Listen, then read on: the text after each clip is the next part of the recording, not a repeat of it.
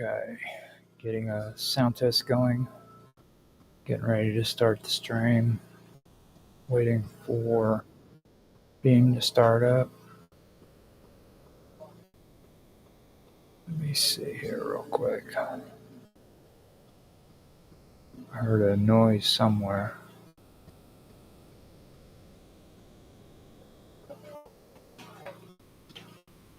me see what's going on here.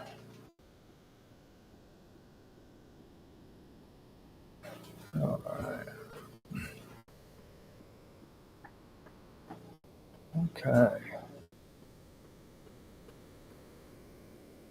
I can hear my voice. D-Live is good. Gotta hit refresh on Twitch.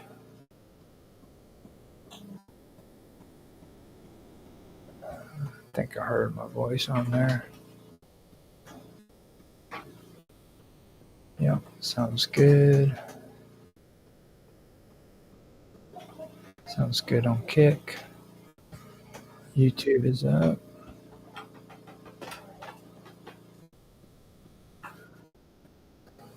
YouTube sounds good.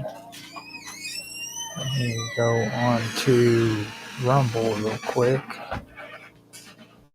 See what that sounds like. Okay. Sounds good on Rumble. Now I have to test the audio on BeamStream.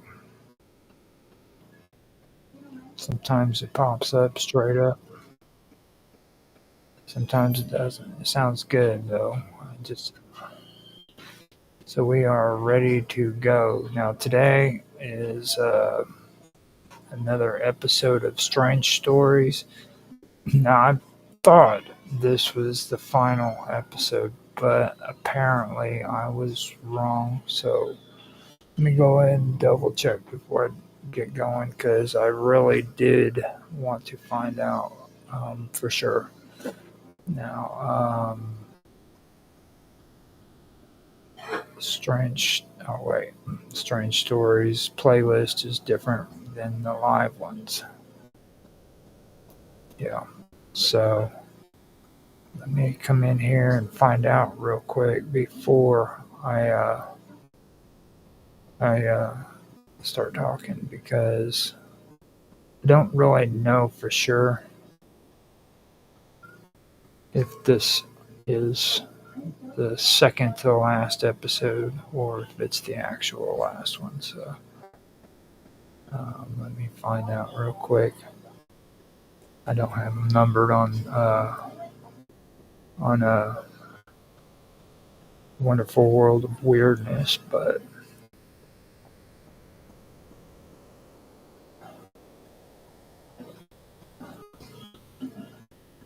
I believe this is the second to the last one.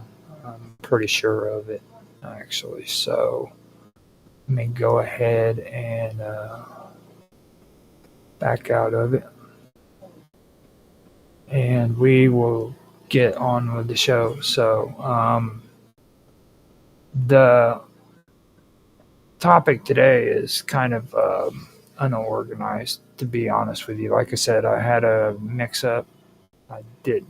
I thought that this was going to be the last episode, but apparently, according to my files, I still have 2 more to go.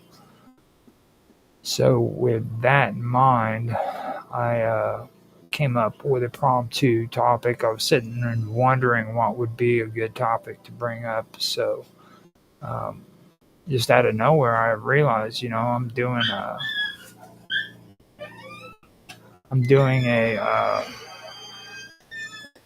doing research for an upcoming video series that I'm going to do on another channel, and it has a perfect story for Strange Stories that I could do. Here before long, I will be bringing up the topic of Moloch, and there's a lot of good stuff that I can pull out of that. So with that, I figured, I can go ahead and do that. Um, so, well, actually, this right here says this is my last episode. 1, 2, 3, 4, 5, 6, 7, 8, 9, 10, 11. There's one missing though in here. So let me see here. Okay, so we have, yeah, 12 is missing. Okay, so apparently episode 12 is not on here, so that is something that I did. So what I can do is I can stop on going into my topic is today and kind of go over some of the stuff that I was going to do, because this was supposed to be my review of the year. So let me go ahead and get this muted out, and I will be back here in a minute. I'll put some music on for you to listen to.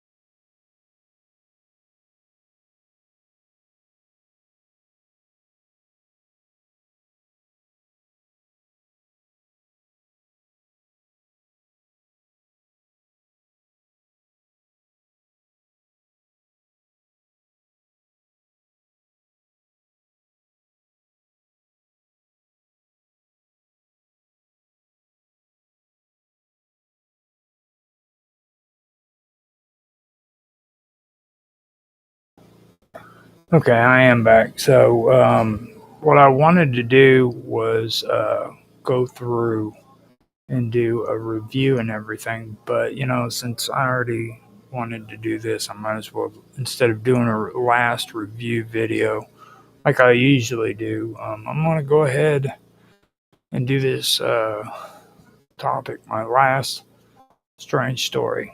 Um, since I already put it out there, I'll go ahead and do that. So, with that, let me go quiet real quick, and then I will start the episode. I didn't realize what time it was either. So, here we go.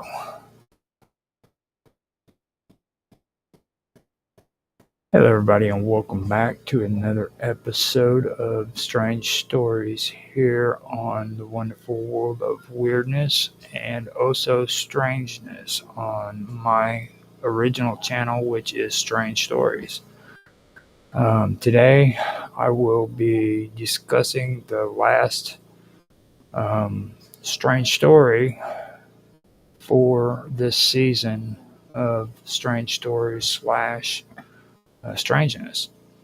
And at first, I was wanting to do a review video for the final episode, but got a little bit confused there, so I decided that I needed to come up with a topic because I apparently lost my copy of episode 12 that I had done. And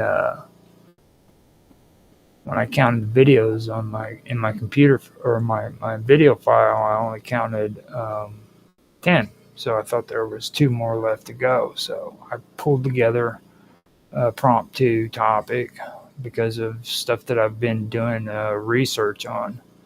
And I didn't want to do that for that entire topic for this episode. What I wanted to do was pull something out of that and then use that on a later episode of a new stream that I'm going to be putting out called Untethered.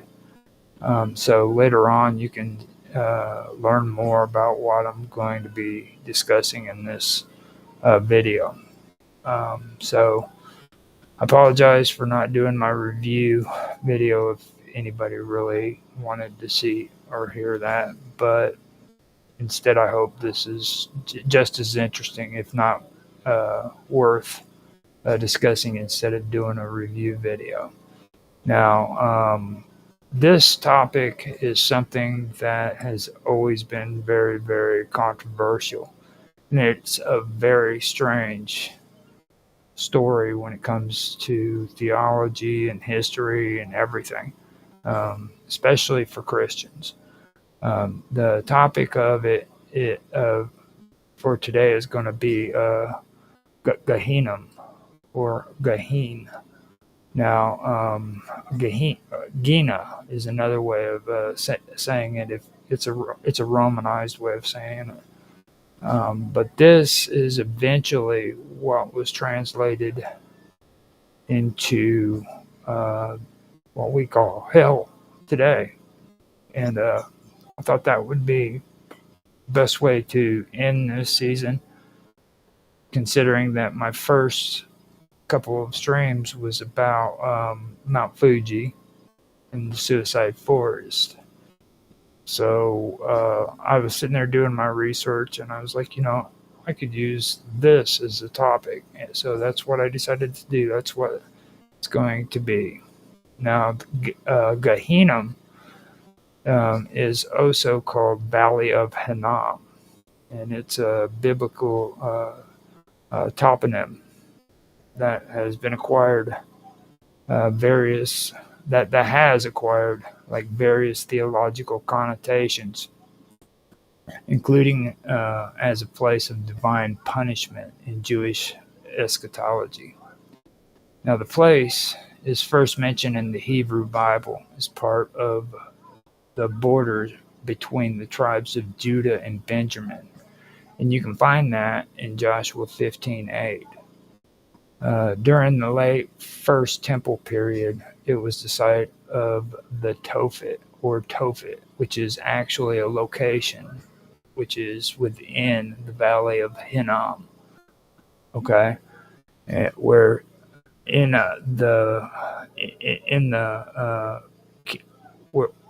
what took place here is some of the kings of Judah were supposed to have sacrificed their children by fire, and you can find that in Jeremiah 7:31.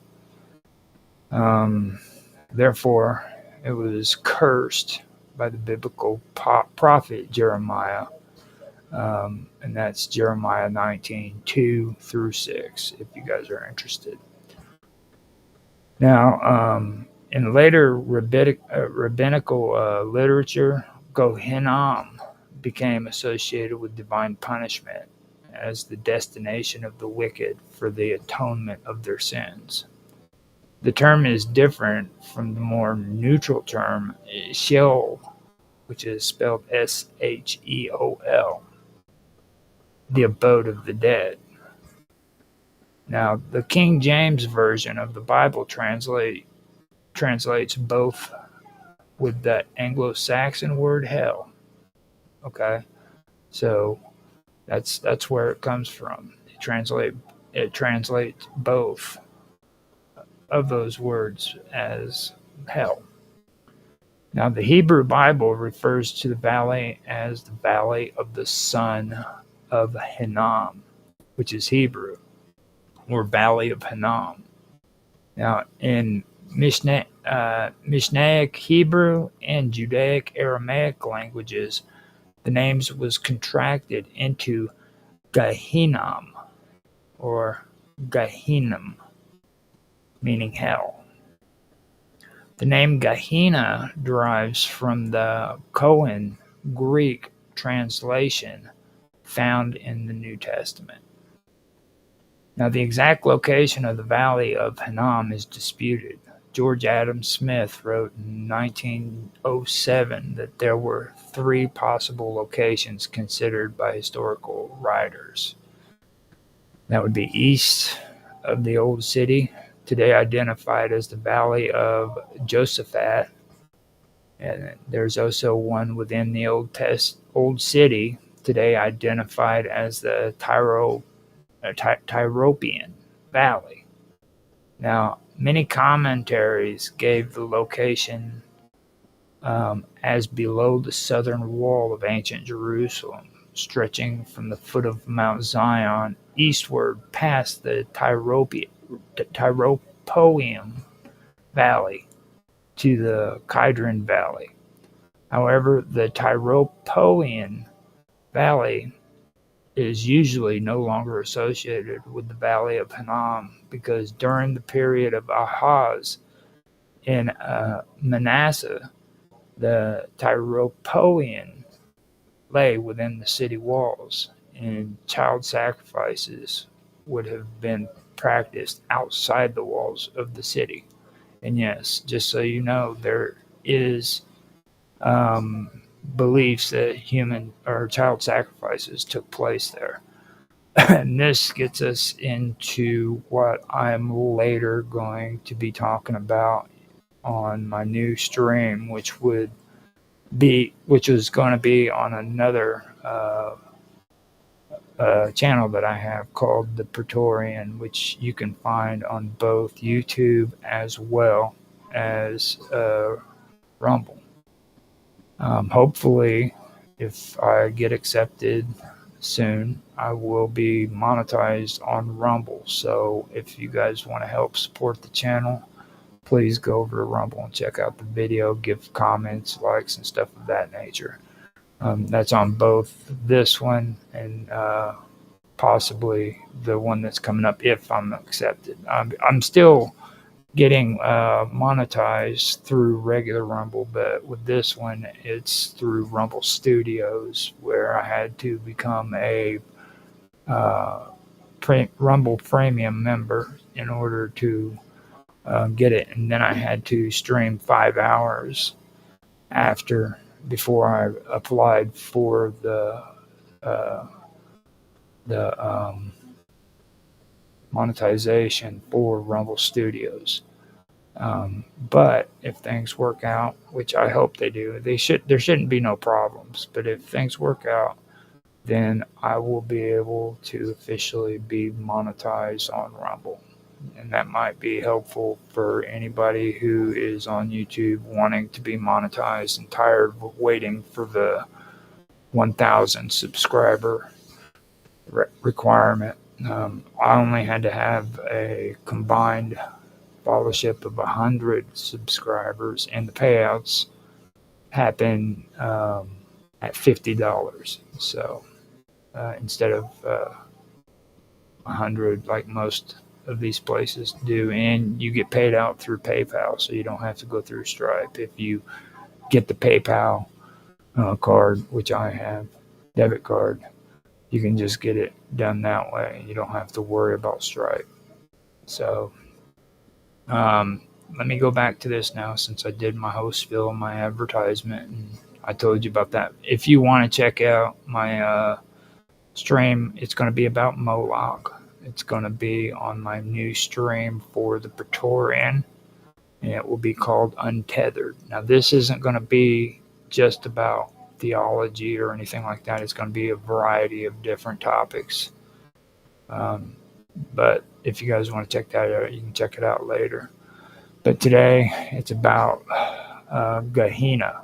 So let me get back to that. The name Gehenna derives from the Koine Greek translation found in the New Testament. Now, like I said, the exact location of the Valley of Hinnom is disputed.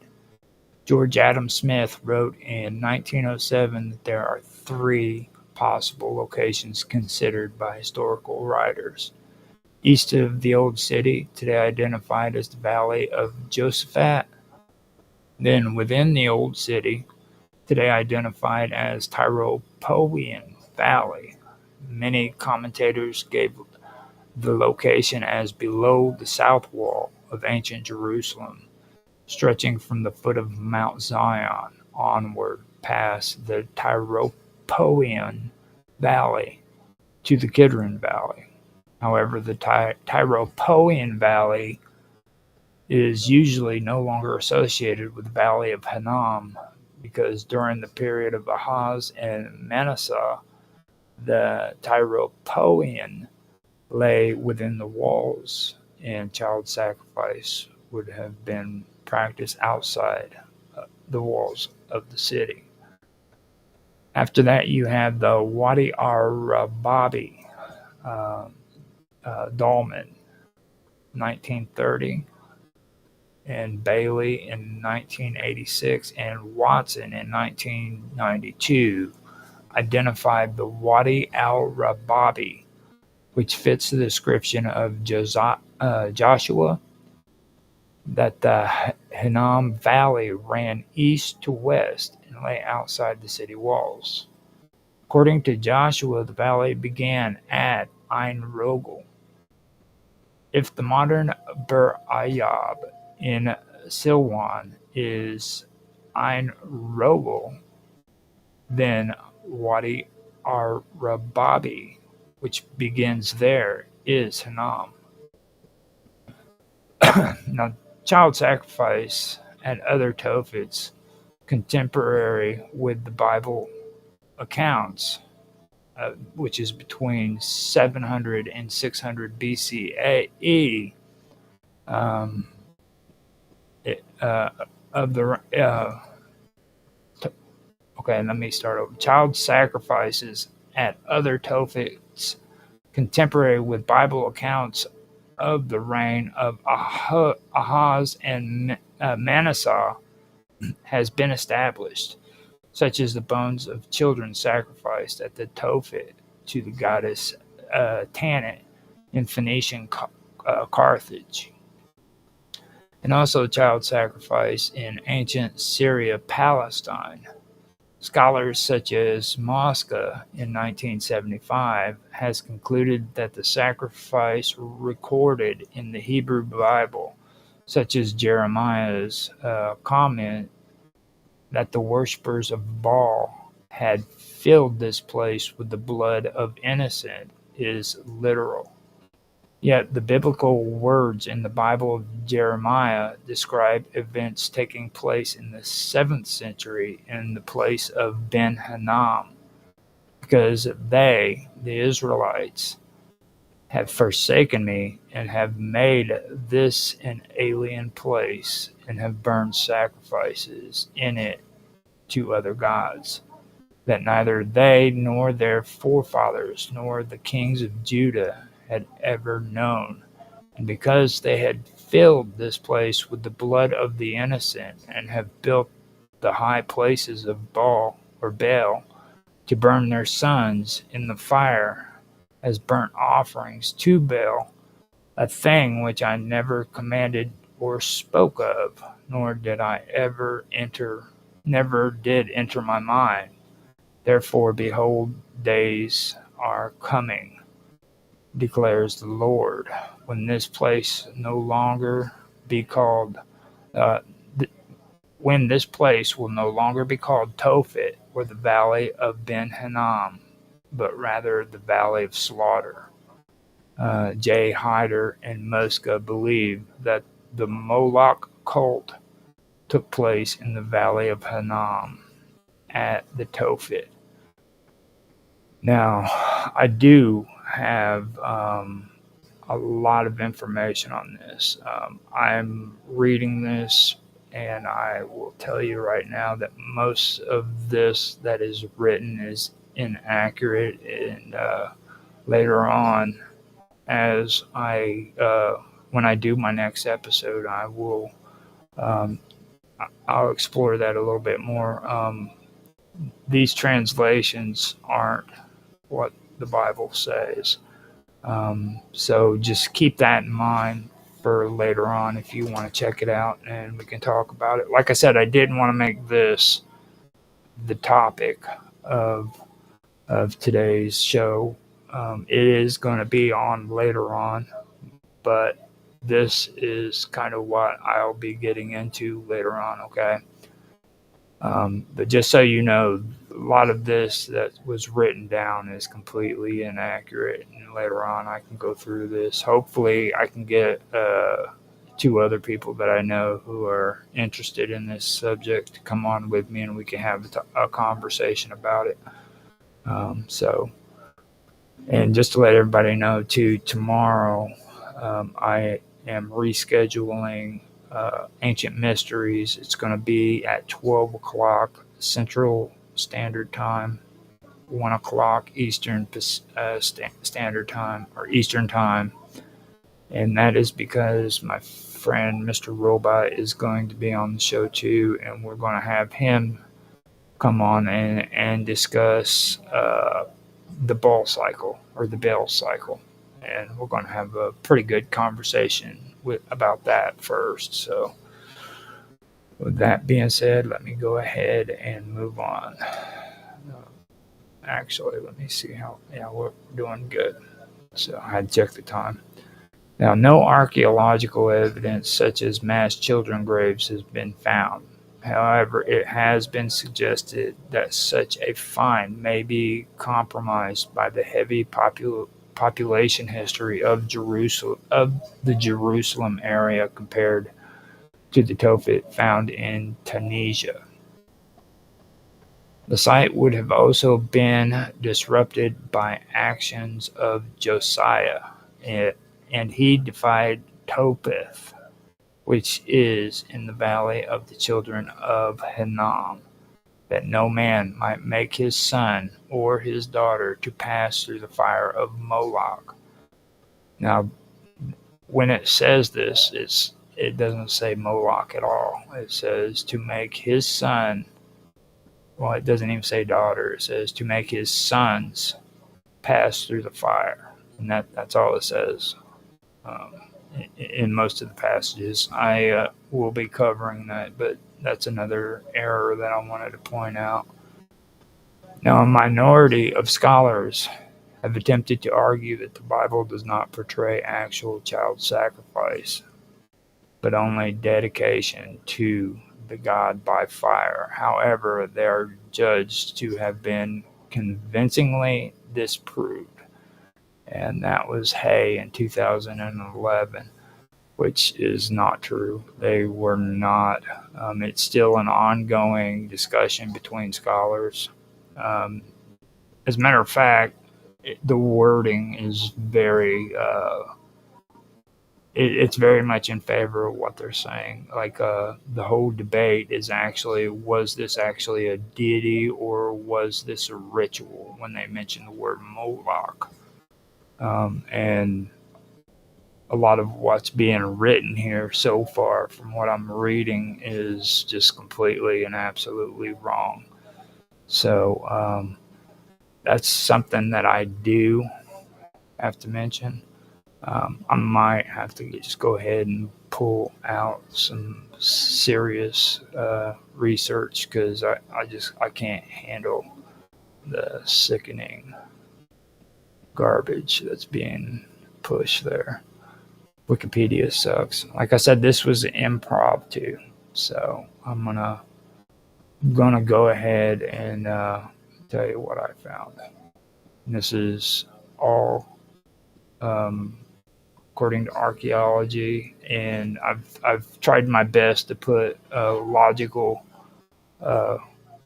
biblical verses in. You know what I'm saying?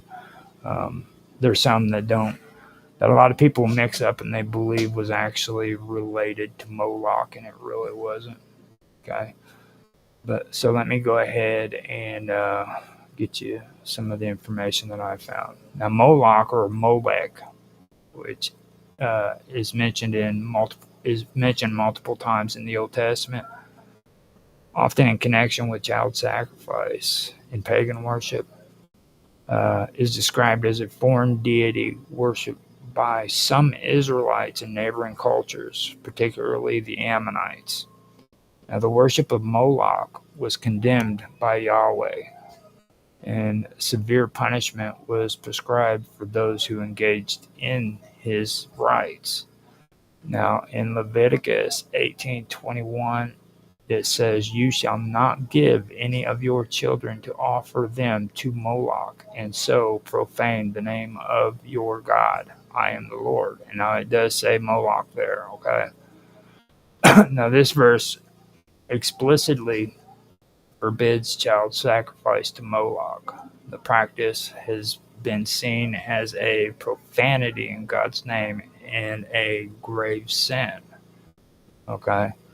Now, in Leviticus 22 through 5, it says, "Say to the Israelites, any Israelite or any foreigner residing in Israel who sacrifice any of his children to Moloch is to be put to death. The members of the community are to stone him."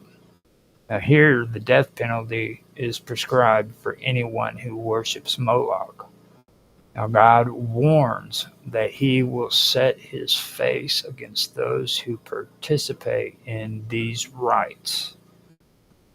Now in Kings 11:7, it says then Solomon built a high place for Chemosh, the abomination of Moab, and for Moloch, the abomination of the Amorites, on the mountain east of Jerusalem. Now, this passage describes how King Solomon, under the influence of his foreign wives, built places of worship for Moloch. This action is considered part of Solomon's downfall. Now, in 2 Kings 23:10, he desecrated Topheth, which was in the valley of Ben Hinnom, so that no one could use it to sacrifice their son or daughter in the fire to Moloch. Well, it does say Moloch. To Moloch. Okay, this refers to King Josiah's religious reforms where he destroyed sites of Moloch worship to cleanse Israel of idolatry. Now, Topheth is located in the valley of Hinnom, which is Gehenna, which is what I was just talking. And it was a place where children's sacrifices were believed to have taken place.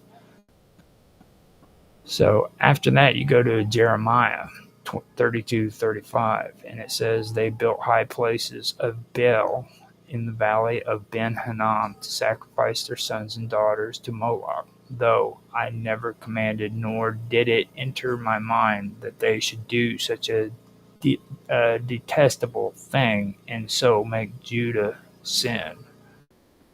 Now the prophet Jeremiah condemns Judah for practicing child sacrifice and worship of Moloch. God declares that such practices were never his will and calls them an abomination. Moloch was most likely a Canaanite or an Ammonite deity associated with fire and child sacrifice, or who was worshipped in high places and valleys, such as the infamous Valley of Hinnom, also connected to Baal worship, as some biblical texts associate the two. Many scholars believe that Moloch may not be a personal deity, but a title referring to a specific form of sacrifice. So it's either it's a deity or it's a specific form of sacrifice or ritual. Now that goes to MLK, which its meaning is offering in the Semitic language. Now, however, other than that, others argue that he was a distinct god, likely represented by a bronze or metal statue with outstretched arms where infants were placed and burned. And this brings us to Gehenna, which is hell, the valley of Hinnom, where Moloch sacrifices were performed. And that later became a symbol of divine punishment, too. Now, in the New Testament, it is used as a metaphor for hell. So Moloch appears in later literature, such as John Milton's Paradise Lost, where he's depicted as a bloodthirsty demon. Today's Moloch is sometimes used metaphorically to represent systems or titles that demand great, often immoral sacrifices. Just so you guys know. That's how it's actually progressed through time. So after that, Moloch is also considered a significant figure in the Old Testament, representing forbidden worship, child sacrifice, and divine wrath. Now, his cult was a major reason for Yahweh's condemnation of Israel's idolatry, and his legacy remains a potent symbol of corruption and destruction.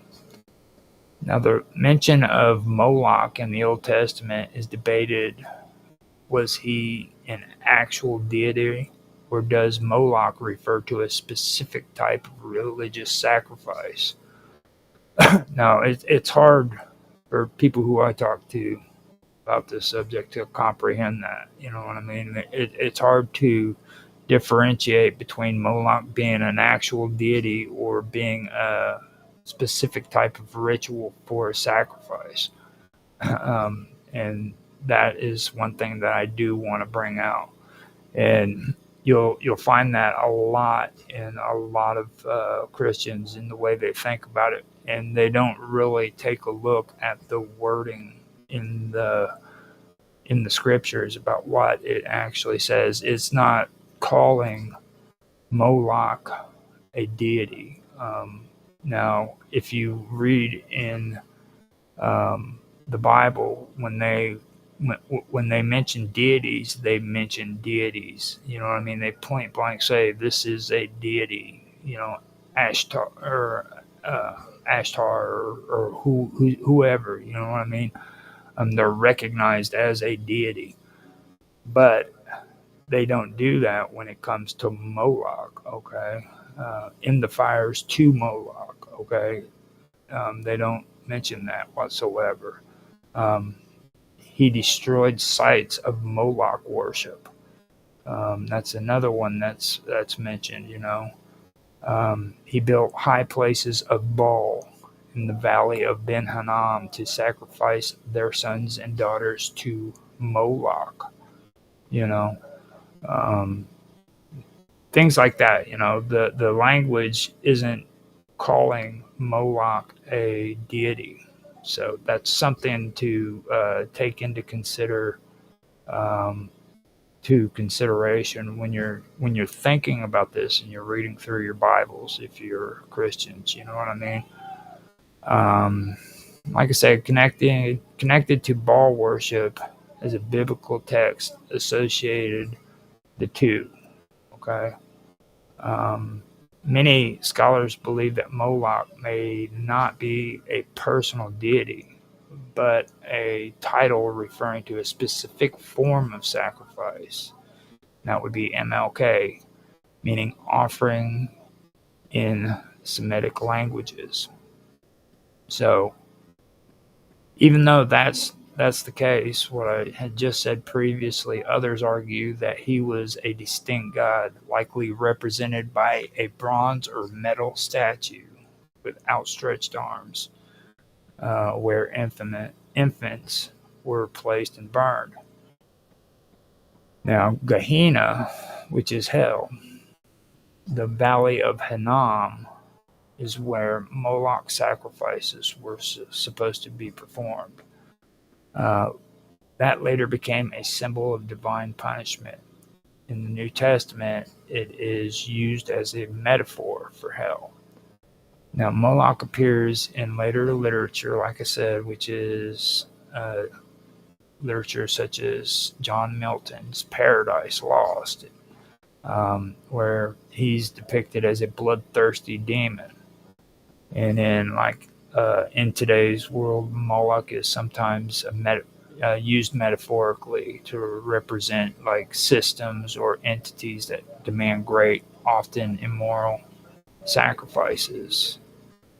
Now, and forbidden worships and stuff like that. Now, the mention of Moloch in the Old Testament is debated. Like I said, was he an actual deity, or does Moloch refer to a specific type of ritual sacrifice? Now, the biblical text suggests both possibilities depending on the interpretation. Now, in several passages, Moloch is referred to in a way that suggests he is a foreign god, particularly associated with the Ammonites and Canaanites. And you can find that in 1 Kings 11:7. Then Solomon built a high place for Chemosh, the abomination of Moab, and for Moloch, the abomination of the Ammonites, on the mountain east of Jerusalem. Now, I checked over my references on Chemosh, and the thing about him is that goes into another whole area about divine destruction when it comes to like going into battle and stuff. There were cities where the enemies would go in and they would slaughter everybody. And that was considered divine destruction. And that is something else that I would also be discussing later on whenever I get into this discussion on Untethered. So this is another area when it comes to Chemosh that is going to be discussed, but I'm not going to focus on that one. So here, Moloch is placed alongside Chemosh, a known Moabite god, implying that Moloch was a specific deity. Now, for me, I personally believe that if they were going to sacrifice, if say it was a ritual and it actually was taking place, if they were going to sacrifice do a human sacrifice there, they would also have Moloch there, what they consider Moloch, there as well as Chemosh, because they would have to have a sacrificial place for the human sacrifice as well as their place for Chemosh. So it would make sense to me that they would have both of them there, but that doesn't necessarily say that Moloch was a deity separate from Chemosh, so they would have two separate things for two separate meanings. So in Jeremiah 32:35, they built high places of Baal in the valley of Ben Hinnom to sacrifice their sons and daughters to Moloch. Now, are they saying to Moloch as in a ritual, or are they saying it to a deity? That's the question. Now, the text treats Moloch as a recipient of sacrifice, which suggests God rather than just a ritual. Additionally, later Jewish and Christian traditions, including John Milton's Paradise Lost and medieval demonology, explicitly describe Moloch as a demon god of child sacrifice. Some scholars argue that Moloch might not refer to a god at all, but rather to a specific type of child sacrifice ritual. This theory is based on linguistics analysis. The Semitic root MLK means king, but in sacrificial context, it might have meant something like offering or consecration. In Phoenician and Carthaginian inscriptions, the term MLK appears in sacrificial context, possibly referring to a type of burnt offering. This would mean that phrases like sacrificing to Moloch might actually mean performing the MLK ritual rather than worshiping a specific god. Some historians believe that later biblical writers misunderstood or intentionally demonized this practice by turning Moloch into a full-fledged pagan deity. The middle ground theory suggests that Moloch was originally a ritual, but later became personified as a deity in Israelite religious thought. This happens frequently in mythology. For example, Hades in Greek culture was originally the underworld itself before later becoming a god of the underworld. And also, Santa Junathan also mentions this, and I agree with him on it. Like, there are deities in other religions where this has been done. There's strong evidence, in my opinion, that Thoth was actually a human deified after he brought the written word from Phoenicia down to Egypt. Thoth was originally from Phoenicia, and he traveled to Egypt, where he taught them how to read and write, math and arithmetic, and things of that nature. I just recently gone over that. So yeah, when it comes to that specifically, I do agree with that kind of logic. That does make sense to me. That this kind of stuff was happening. So I think I actually got to a pretty good amount of information in a short time. I just could not sit and read that garbage that was being filled out on this Wikipedia page. This is one reason why I really don't like using Wikipedia, and I do apologize to you guys for doing that. I was just in a rush, and I really didn't have to do today. I could have just gone through and reviewed the past episodes for this season like I wanted to do, but I figured it would be a good idea. So with that being said, I want to go ahead and continue with where I was at now. Over time, these rituals became associated with foreign gods, possibly influenced by the worship of Baal or Chemosh. This explains why some texts describe Moloch like a deity, while others seem to focus on the act of sacrifice itself.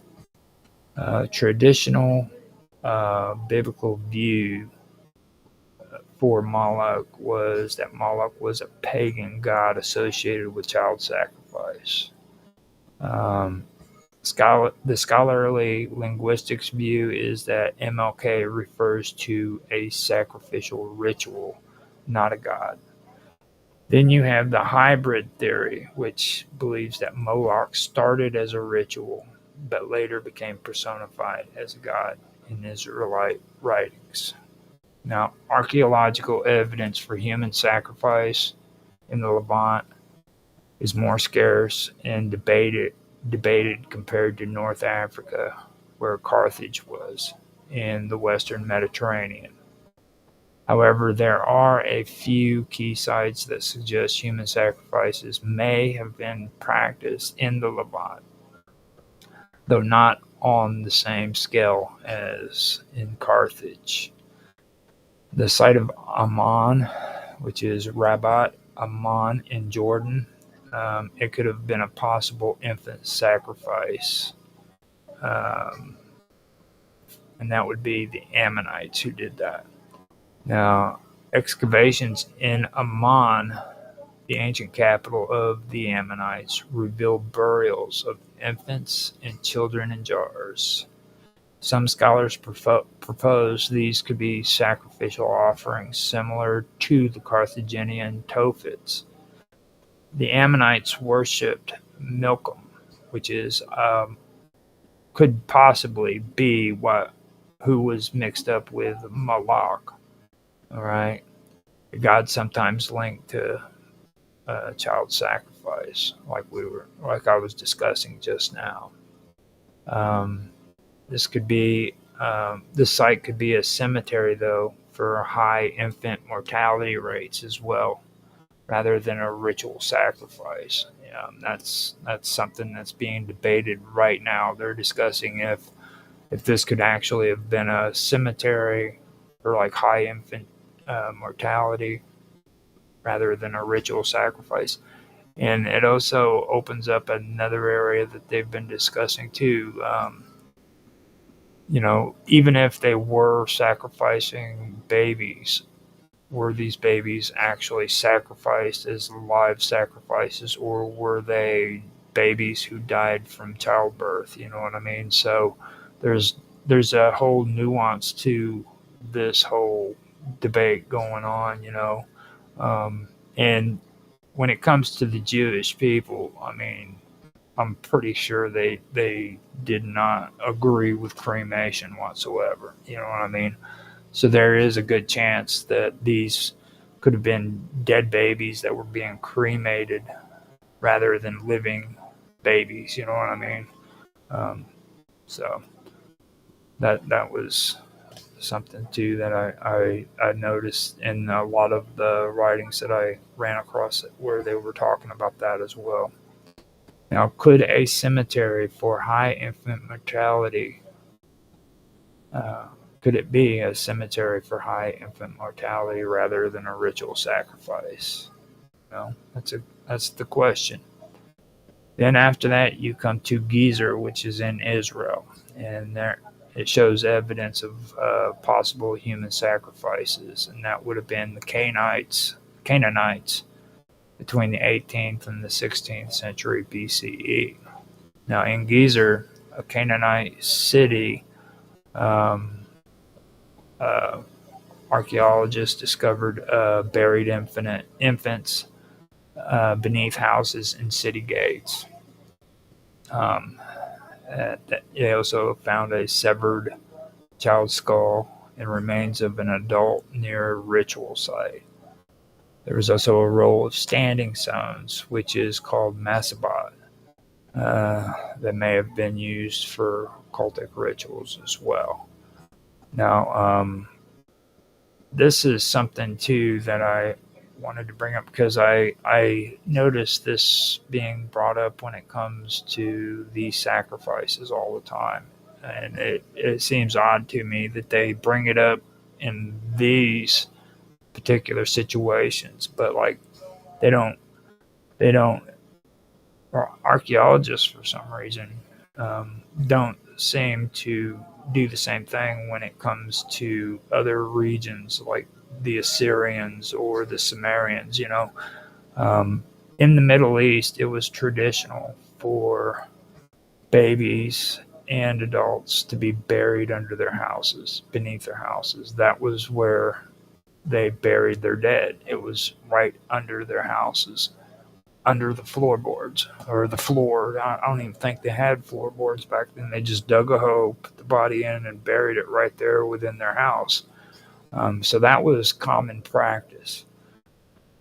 The bodies underneath the wall, I could see that happening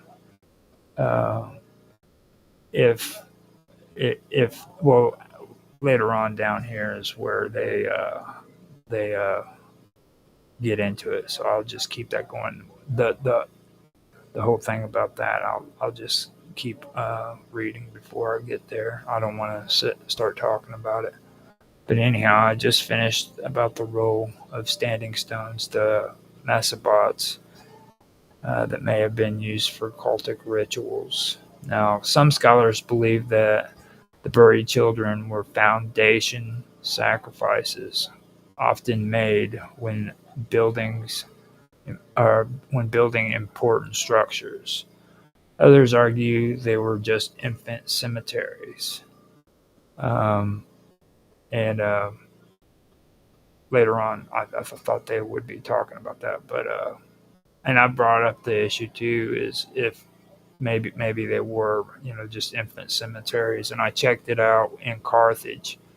And from what I've gotten, there was a difference between burial ceremonies in Carthage compared to what they found at the Tophids when it came to Tanit in Balhaman. So that is a very, very that could be credible. There could have been human sacrifice or child sacrifices taken on there.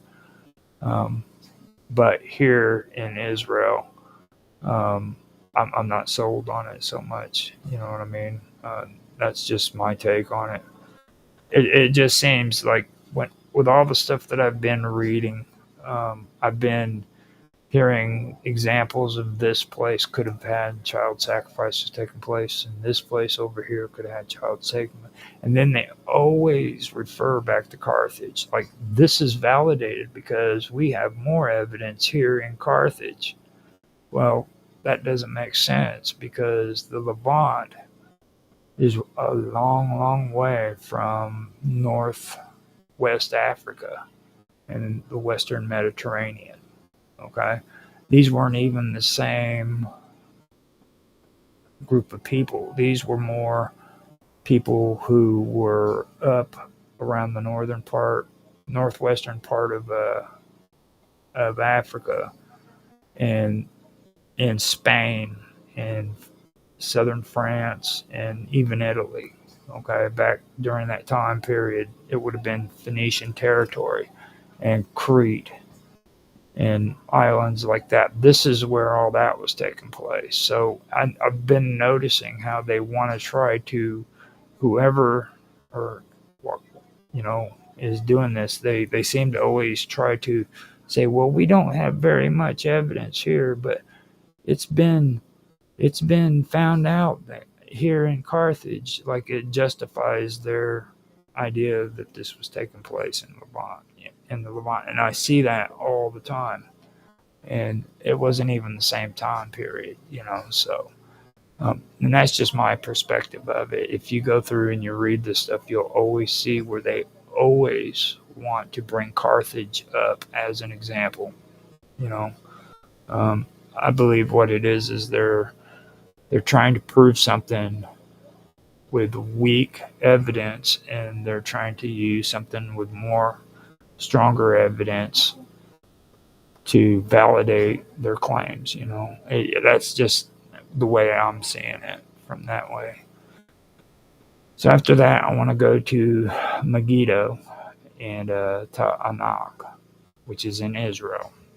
Now, there's possible ritual sacrifices there, and this was during the Bronze Age by the Canaanites, and that would be right around 2000 BCE.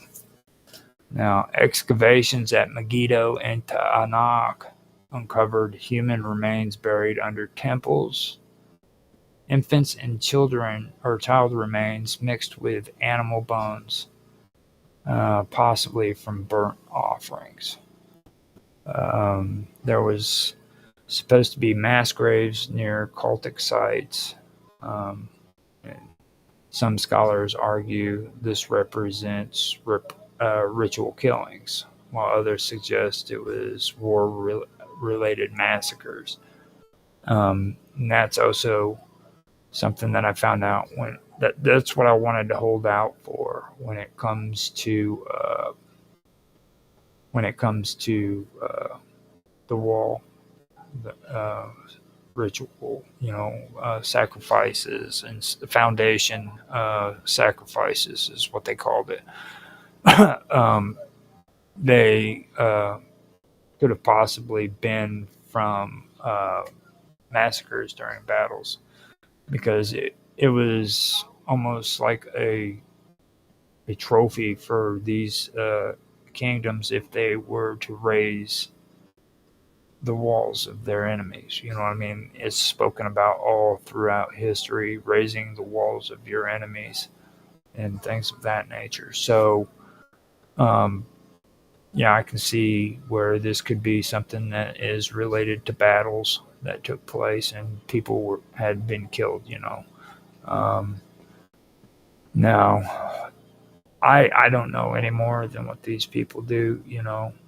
But I can tell you from what I've read.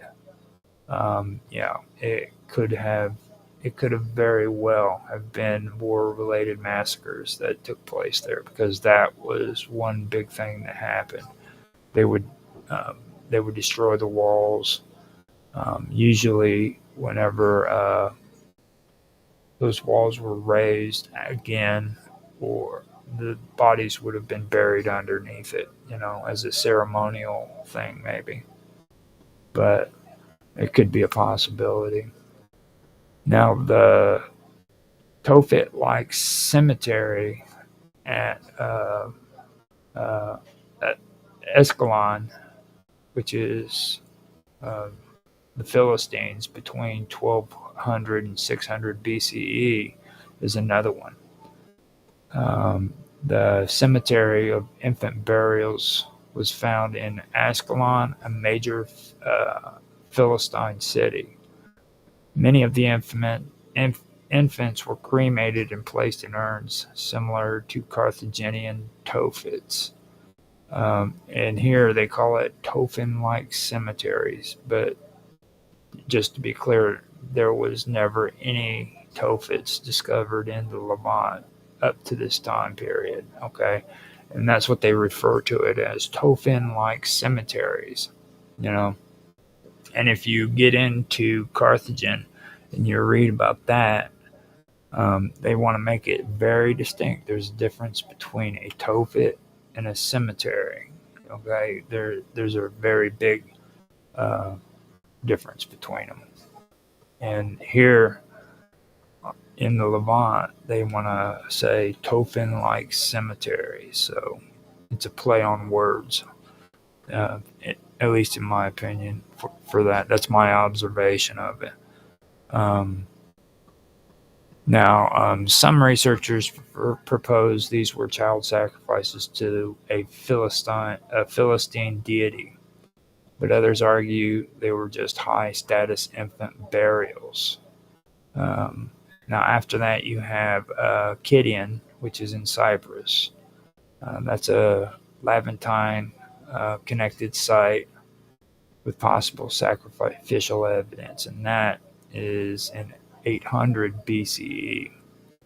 Um, uh, the Phoenician colony in Cyprus uh, had a Tophet-style burial ground again.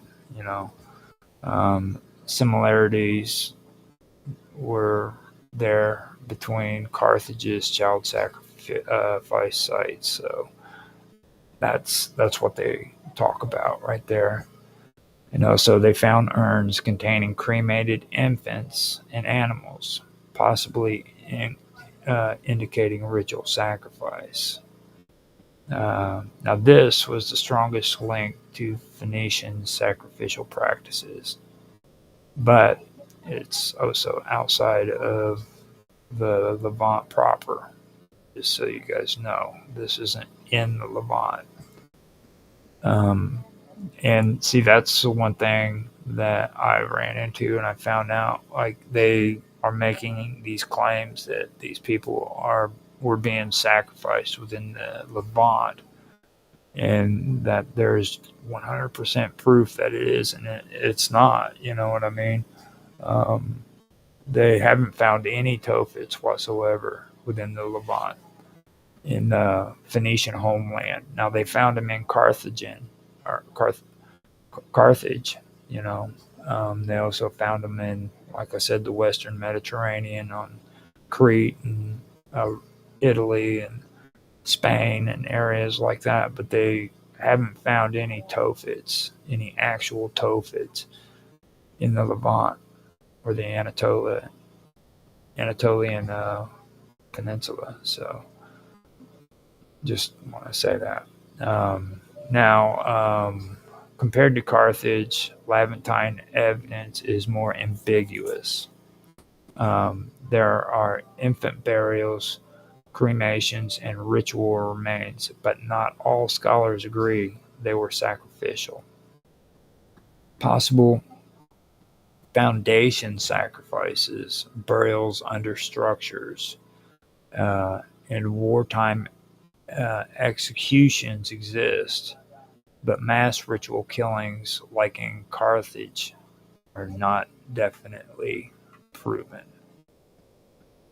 Now, archaeological evidence for human sacrifice in the Levant is more scarce and debated compared to North Africa, which is where Carthage is, and the Western Mediterranean. However, there are a few key sites that suggest human sacrifices. Many have been practiced in the Levant, though not on the same scale as in Carthage. The site of Amman, like I said, with they call it Rabat, Amman, Jordan. Now, this used to be the ancient capital of the Ammonites, and I've heard people making claims to this. Now, um, I'm not.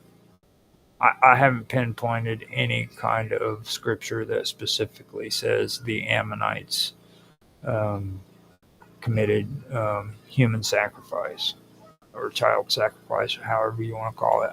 I've yet to find that. So if anybody knows of where it specifically says that the Ammonites committed human sacrifices, let me know if you can. But I've yet to find anything in the Bible that says that. So I know that they mention. Um, I know they mention Moloch. They mention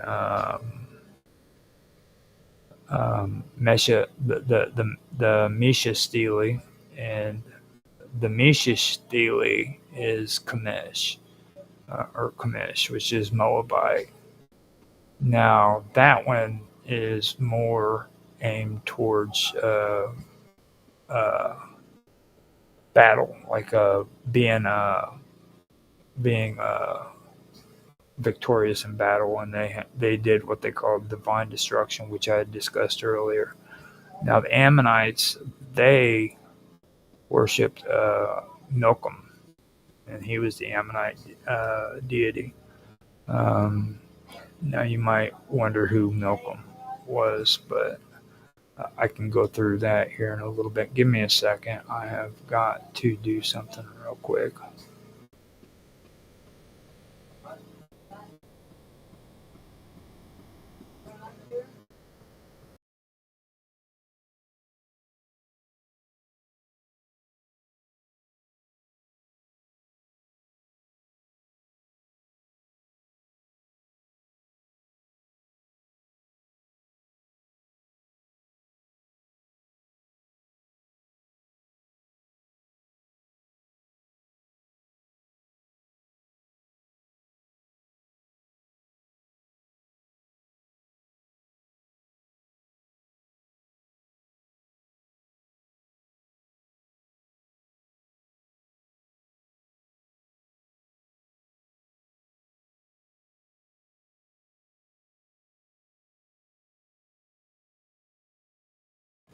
Yeah, sorry, I had to step away. It was good that I did that anyhow, because it gives me a chance to stop and check and see if anybody's made any comments.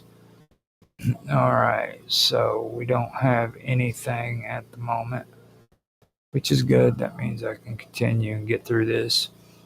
Um, like I said, I did want to go through this in another episode. I guess this is the best time to do it, because um, well, it's just the best time, I guess. But where I left off was who was Milcom. Okay, Milcom is spelled Milcom or Milkom. But Milcom is what the deity's name was for the Amorites. he was the Amorite national deity, basically. And the Amorites were people who lived east of ancient Israel in present-day Jordan. Now, Milky is often associated with Moloch or Moloch in the biblical texts and is thought to have been a god of war, kingship, and possibly the underworld. Now, the name Milcom may derive from the root MLK, meaning king or ruler, similar to other West Semitic deities. And this is where MLK comes into play. Like, there's different meanings for it. It could be king or ruler as well, which is MLK, which was what I was talking about with rituals. That's what they use for that. Now, biblical references to Milcom can be found in 1 Kings 11:5, 7, and 33, which describes how King Solomon built high places for Milcom. I was mentioning that before, as a part of his foreign wives' influence, which is considered an act of apostasy for the Jewish people. Then he's also mentioned again in 2 Kings 23:13 during King Josiah's religious reforms, where King Josiah destroyed the high places where Milcom was worshipped. Then you had Zephaniah 1:5, which condemns those who swear by both Yahweh and Milcom, indicating continued syncretism between Yahweh worship and Milcom's cult. Now, the Ammonites' inscriptions on the Tel Saran bottle, which was between 8th and 7th century BCE, includes references to Ammonite kings and their devotion to Milcom. This confirms Milcom's importance in Ammonite religion. Now, in Assyrian records, Milcom is indirectly mentioned through reference to Ammonite rulers who had names incorporating the divine element MLK. Now, the Bible suggests a link between Milcom and human sacrifice, though direct archaeological evidence is limited. In Leviticus 18:21, 22 through 5, it warns against giving children to Moloch, MLK, which is sometimes identified with Milcom. Now, these passages imply a practice of child sacrifice, though scholars debate whether this refers to a specific ritual or broader devotion. Now, in 2 Kings 23:10, it describes the destruction of Tophet in the valley of Hinnom, where children were burned as offerings. While often linked to Moloch, some scholars suggest it could also relate to Ammonite religious practices. In Jeremiah 49:1 through 3, it mentions Malcolm as a prophet against Ammon, but does not explicitly mention him. It doesn't explicitly mention human sacrifices. Although the Bible associates Milcom with forbidden practices, no direct archaeological evidence confirms human sacrifice to Milcom specifically. However, given the broader Semitic context, where neighboring cultures such as the Moabites, which worship Chemosh, and Phoenicians, which worship Baal, Haman, and Tanit, had sacrificial elements, it is possible that similar practices existed in Ammonite religion. Now, Malcolm was the chief god of the Ammonites, associated with kingship and possibly war. Biblical text suggests Milcom worship included forbidden rituals, possibly child sacrifices, though direct evidence is lacking. The Tel Saran inscription confirms Milcom's religious importance among the Amun. Um, Now, the Bible groups Malcolm with Malek, which is strongly associated with child sacrifice. But I want to also say that the exact connection it remains debatable. So that's something that I did want to go over when it comes to Milcom. So just before I do that, I did want to cover him before I went on further. Now, Amun, like I said, was the ancient capital of the Ammonites. And they did reveal burials of infants and children in jars. Okay, but that was pretty much it. They said that there was a Tophet-like cemetery, and that was basically what they came up with. They did find dead babies and things of that nature, though. But again, they always go back to Carthaginian Tophets. You know what I mean? They'll bring it up and then they'll say, "But over here, the Carthaginians did it," you know. And that kind of raises my suspicion when it comes to that. Now, if he was involved in child sacrifice, I couldn't tell you. To be honest with you, like I said, I haven't found much saying that that is the truth. I've found absolutely nothing that directly says that the Ammonites practiced human sacrifices. Me and High Tran even went over the Ammonites last year in the final episode of my Ancient Histories stream. So, and that was something that I'm pretty sure we would have. I think maybe we went into a little bit of it, but that was about it. We may have. I'm editing now, getting it all organized to put out, but I don't know for sure if we did or not. So, I apparently lost track of where I'm at.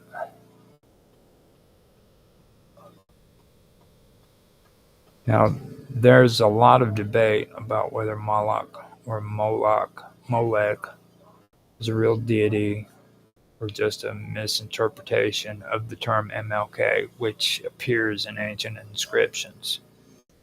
So let's break this down carefully, all right? The name Moloch appears in the Hebrew Bible as a deity associated with child sacrifice, but scholars disagree on whether Moloch was a real god worshipped in the ancient Near East, a term for a specific type of child sacrifice ritual, rather than a deity.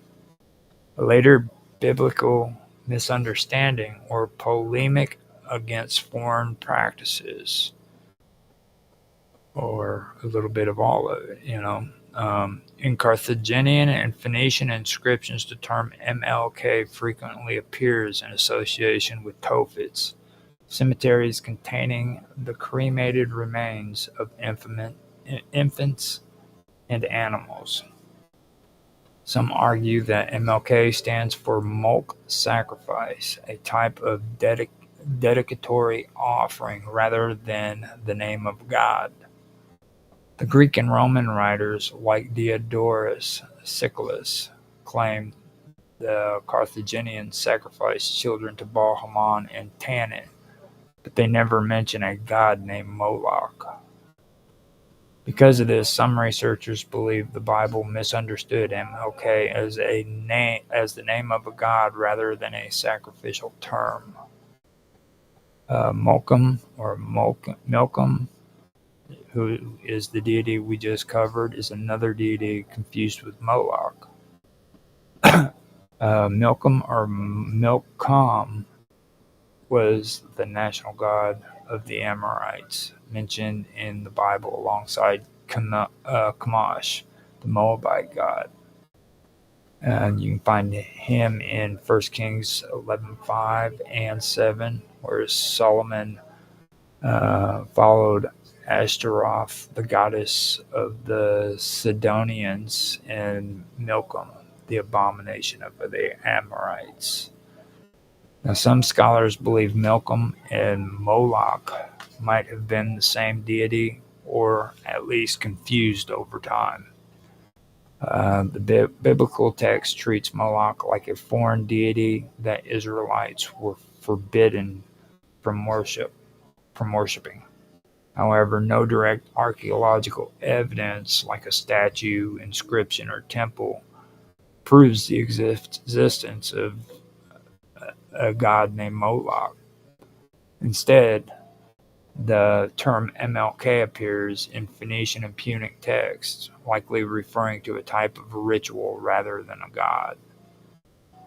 The Greek and Romans described child sacrifice in Carthage, describe child sacrifice in Carthage to Baal Haman, a god not named Moloch. Most likely, Moloch was not a specific god, but a biblical reinterpretation or polemic against child sacrifice. The MLK inscription in Carthage probably refers to a ritual, milk sacrifice, rather than a deity. Now, Milcom, the Ammonite god, may have contributed to the confusion, leading to Moloch as a named deity in later traditions. Later Jewish, Christian, and medieval sources demonized Moloch, turning him into a fury god of child sacrifice. But this is likely a later mythologization.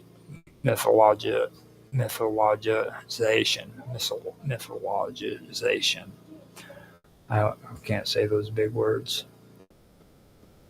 Now, there is some archaeological evidence that suggests human sacrifices may have taken place in the valley of Gehenna, also called the Valley of Ben Hinnom,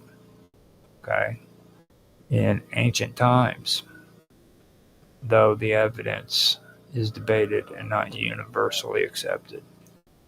Now, Gehenna, located just outside the walls of Jerusalem, is traditionally linked to the practice of child sacrifice in the Bible, especially in connection with the worship of Moloch.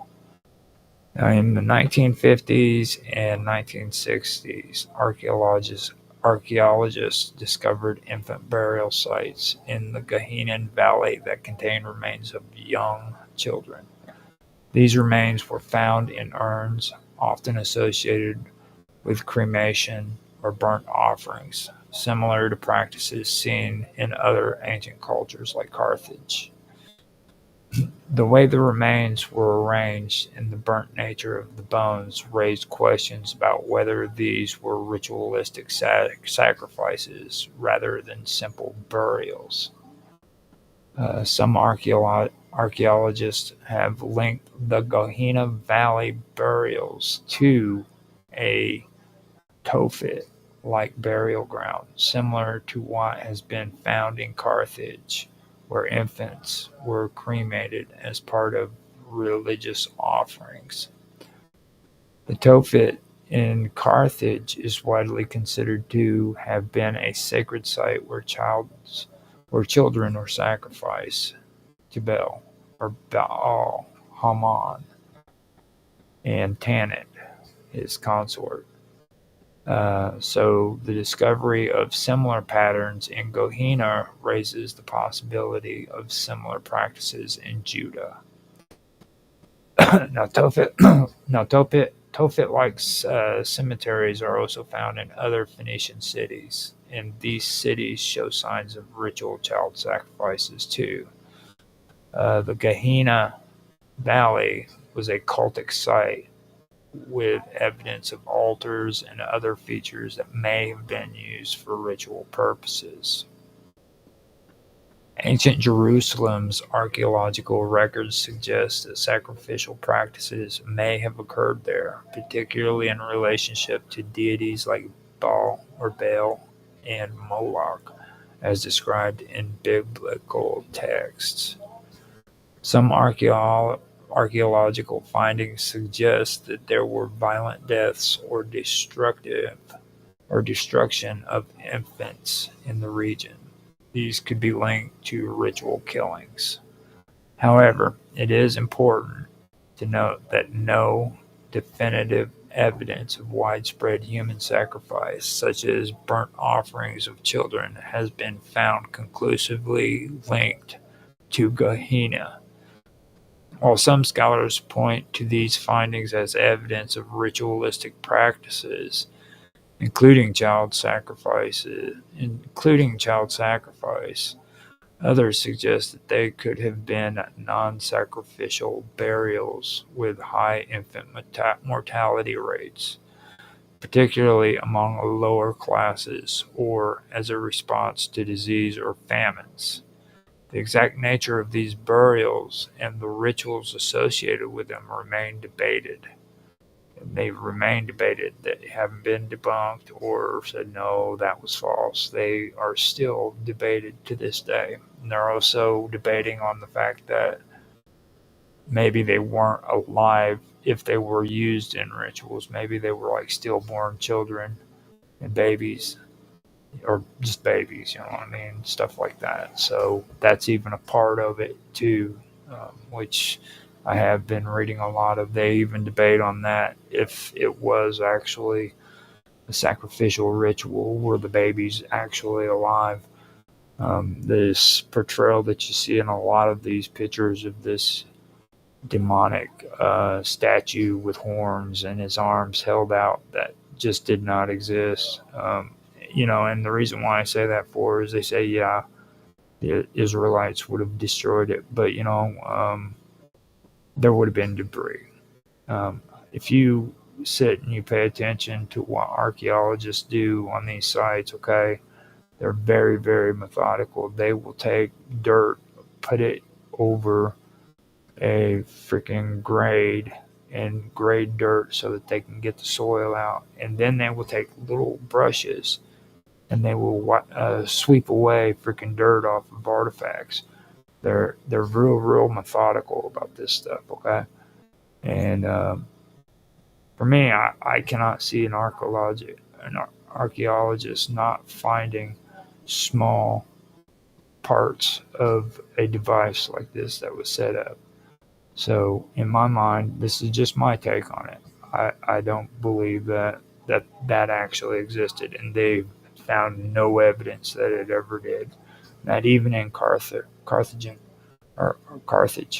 So I just wanted to put that out there, that I do not believe one bit. So now, there are some archaeological evidence suggesting that human sacrifices may have occurred in the Gehenna Valley, particularly in the form of child sacrifice related to religious rituals. However, the evidence is not definitive and is interpreted differently by various scholars. The practice is often linked to Moloch worship as described in the Hebrew Bible, though it is not universally agreed upon as a clear-cut case of human sacrifices. Now, the Bible describes Moloch as a deity associated with child sacrifice, and you can find that in 18:21, 2 Kings 23:10, and Jeremiah 32:35. But does archaeology confirm the existence of Moloch idols? No definitive Moloch idol has been identified in Israel or nearby religions. Phoenician and Canaanite figurines of Baal and other gods have been found, but not specifically labeled as Moloch. Ammonite artifacts suggest worship of deities that could be linked to Moloch, but no distinct Moloch effigy has been recovered. Archaeological excavation in Gezer, Hazor, Megiddo, and Carthage have revealed bronze and clay figurines of deities worshipped by Canaanites and Phoenicians. Some depict horned gods or seated figures, possibly representing divine authority over fire and sacrifice. Carthaginian Tophets, burial sites for sacred children, contain stone stelae with inscriptions and symbols of deities that may be connected to Phoenician child sacrifice rituals. Some medieval and later sources, like rabbinic literature, describes Moloch idols as metal statues, possibly hollow, used for fire rituals. No such large metal statues have been found in Israel, Amman, or Phoenician colonies. However, altars, fire pits, and cultic remains associated with child sacrifice have been uncovered, and that would be in Carthage and Malta, indirectly supporting biblical accounts of Moloch-like practices. So this is what I'm talking about. They're trying to link biblical accounts to what took place in Carthage and Malta, which has absolutely nothing to do with what they're talking about. You know, that's the one thing that I'm really talking about here. You know, when it comes to the discussions I have, like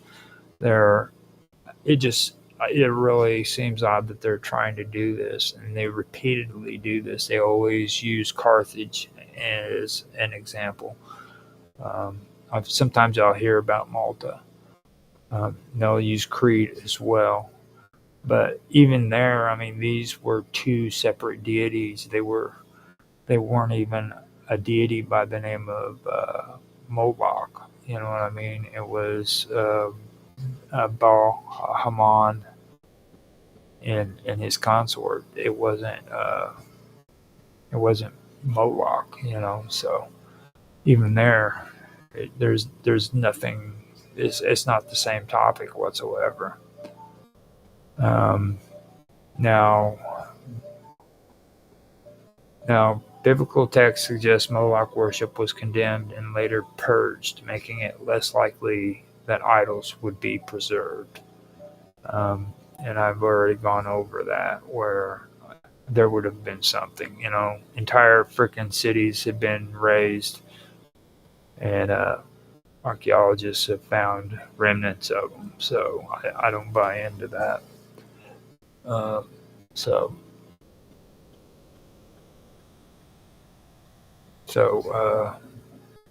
now the name Moloch may have been a title or ritual term rather than a specific deity with a distinct idol. Phoenician and Ammonite religious artifacts may depict related deities, but without inscriptions linking them directly to Moloch. Identification remains uncertain.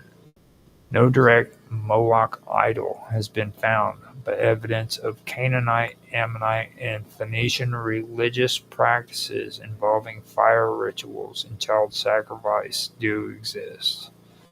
The description of Moloch, now they do exist, but they exist in religious texts too. Let me also add that.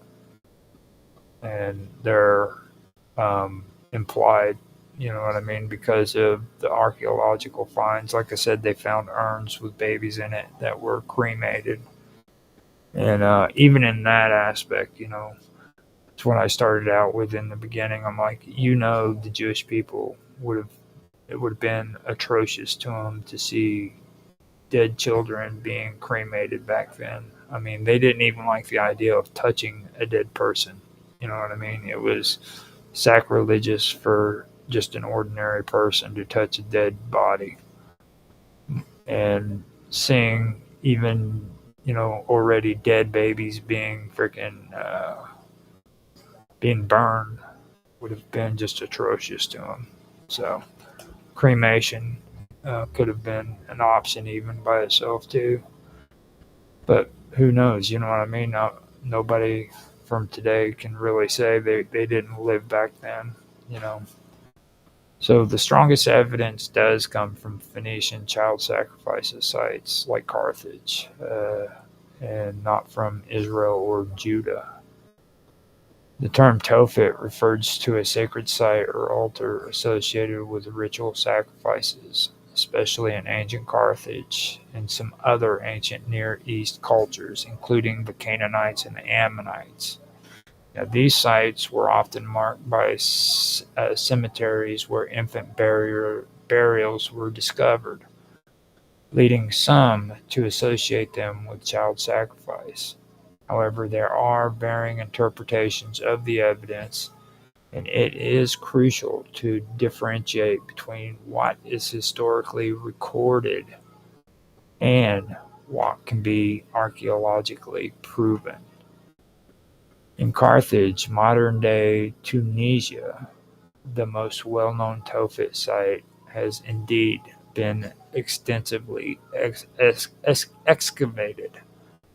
The archaeologists have uncovered urns containing the remains of infants and young children, while some earlier interpretations suggest that these children were sacrificed as part of religious rituals. Modern scholarship and archaeological studies have provided a more nuanced perspective.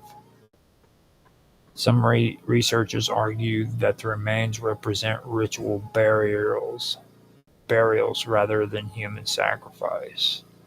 And there is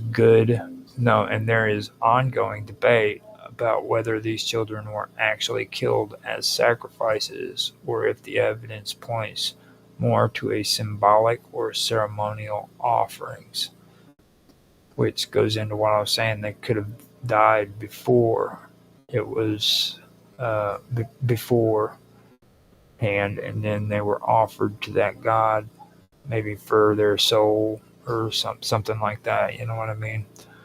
You never know. And one key piece of evidence in the Carthaginian Tophet is the numerous infant graves, estimated to number in the thousands, that suggests some form of special ritualistic attention was given to the dead. But it is important to note that definitive proof of sacrificial rituals is debated. The presence of burnt bones in some cases has been used to argue in favor of child sacrifice, but this is not universally accepted as definitive evidence of the practice. In ancient Judea, particularly in Jerusalem, the Valley of Hinnom, also referred to as Gehenna, is often connected to idolatry and the practice of child sacrifice. Now, a good biblical source for that would be Jeremiah 7:31 and then Jeremiah 19:5, where it's mentioned that the sacrifice of children to Moloch in this particular area. Now, archaeological evidence of human remains in the valley is sparse, but the association between the Valley of Hinnom and child sacrifice comes primarily from biblical texts rather than direct physical evidence. Now, while biblical references and classical writers like Pliny the Elder and Diodorus Siculus describe practices of child sacrifice in certain ancient cultures, including the Phoenicians and Canaanites, the archaeological record is more ambiguous. Infant burials found in these areas might indicate ritualized practice, but whether these were sacrificial in nature remains debated. Scholars suggest that infant mortality rates were high in antiquity, and some of these burials could reflect general burial practices rather than an explicit sacrificial context. Now, the Tophet site in Carthage is often cited as evidence of child sacrifice by modern archaeologists continue to debate whether the burnt bones found there definitively point to sacrifice or ritual burial. There is no consensus on the matter. Um, uh, in Jerusalem, the Valley of Hinnom, while the biblical text refers to child sacrifice in this location, archaeological evidence specifically linking these sacrificial practices with the Valley of Hinnom is not definitive either. Now, if you're interested in archaeological perspectives on the Tophet and child sacrifice in the ancient world, you can refer to the following. That would be The Sacrifice of Ancient Israel by David L. Peterson. Now, this work explores the biblical references and some of the archaeological evidence for practices that may have included child sacrifice. After that, you can check out the archaeology of the Phoenicians, and that's by Josephine C. McGill. Now, this book provides context on the Phoenicians' practices, including potential child sacrifices in the Tophet sites in places like Carthage. After that, you can also check out Carthage Must Be Destroyed by Richard Miles. This provides an in-depth look at Carthaginian society, including the Tophet, and discusses the argument around child sacrifice in Carthage. Now, these sources can give you a more rounded understanding of the archaeological evidence and the ongoing debate regarding child sacrifice in antiquity. Especially when discussing archaeological evidence in the historical context of religious texts, make sure to emphasize the current archaeological understanding and avoid drawing conclusions that aren't solidly backed in evidence. While there is archaeological evidence of infant burials in Tophet sites, such as in Carthage and Canaan, there is no definitive archaeological proof of ritual child sacrifices in these locations. Many scholars still debate whether the burnt remains found in these contexts were part of sacrificial rituals or simply reflect burial practices. The Valley of Hinnom, or Gehenna, is indeed associated with idolatry and child sacrifice in biblical texts, particularly in Jeremiah and 2 Kings. However, archaeological evidence specifically supporting the practice of child sacrifice in this valley is not conclusive. The association primarily comes from scriptural references, not physical archaeological findings. If Moloch is mentioned in while Moloch is mentioned in various biblical texts, there is no concrete archaeological evidence directly linking the figure of Moloch to a specific physical idol or ritual practice.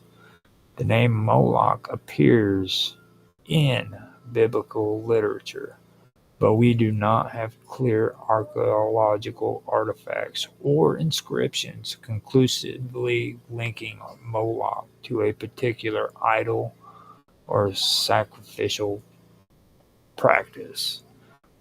Religious texts sometimes describe practices such as child sacrifice and idolatry, but when it comes to archaeological evidence, there is often only limited or inconclusive data. We should be careful not to overstate or claim findings that are not firmly supported by available evidence. Now, this not only goes towards the fact that there is absolutely no archaeological artifacts or inscriptions that conclusively link Moloch to a particular idol or sacrificial practice, but there is absolutely no archaeological findings that say Moloch was a deity.